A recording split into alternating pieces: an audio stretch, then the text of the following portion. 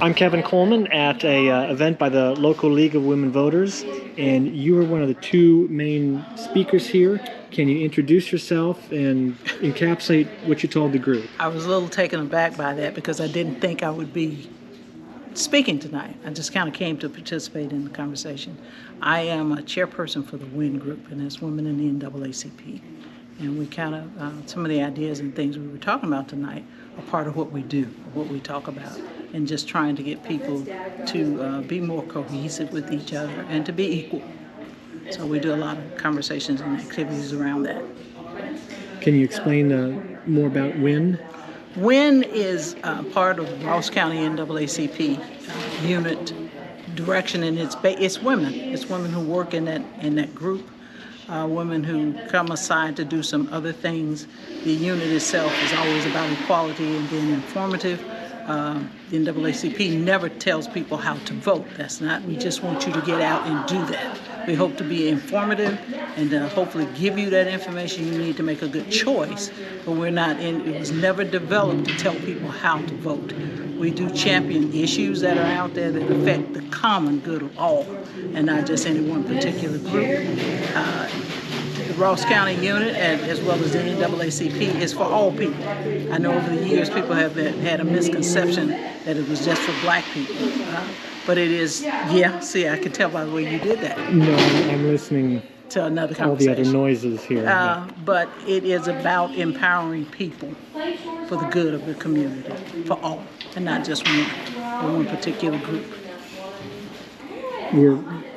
Things are closing up here, so there's all sorts of side noises that are distracting me.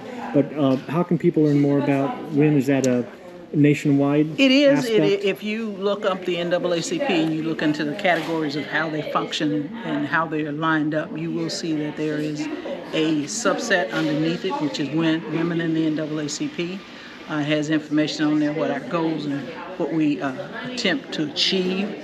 Again, it is in line with the NAACP because that is about all people. It's the advancement of all people. I hope we can eventually grow out of that conception that it is just for blacks, for people of color. For instance, the gentleman that spoke tonight, who sat over here with his wife, they're members.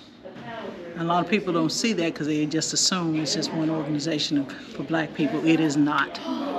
We will hear and we are open to. We hope you would check us out. Come to find out what we're about, go out there and look us up and see what we stand for. And do you have regular local meetings for WIN? We do have local meetings that we meet once a month. Our local president is President Adrian D'Souza, who unfortunately couldn't be here tonight, but she would welcome the opportunity if you need to talk to her, speak with her, and she would address any questions, any information you needed. Okay, and what was your name? Linda Wilson.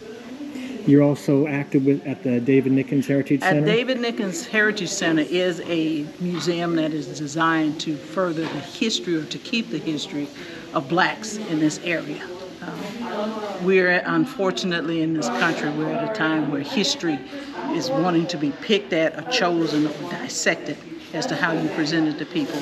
But history is just that, it's a history of all.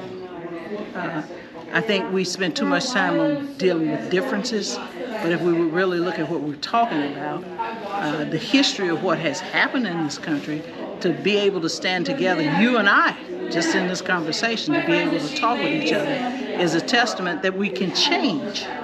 We don't have to deal with past issues of how we were divided. It's more about how we come together now. So David Nickens is trying real hard. Beverly Gray is the director there, and it is a function of the First Baptist Church of Chillicothe, which is one of the oldest churches west of the Alleghenies. So we're here. It's a church that was founded by a free man of color who developed it here in 1824. So it's an old church. We just celebrated 200 years. But again, it is about the accomplishments we've made in that time.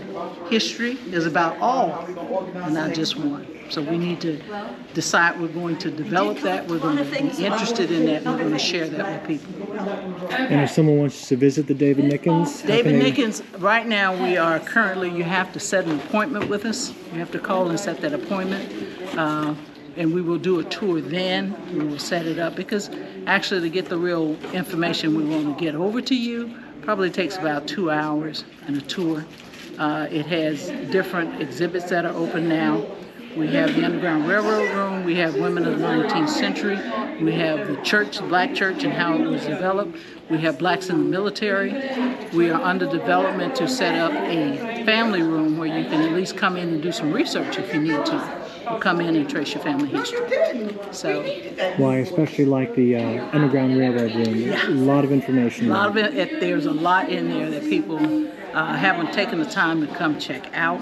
It's an interesting little place. We do encourage you to come visit with us. All right. All right. Thank you very much. You're quite welcome.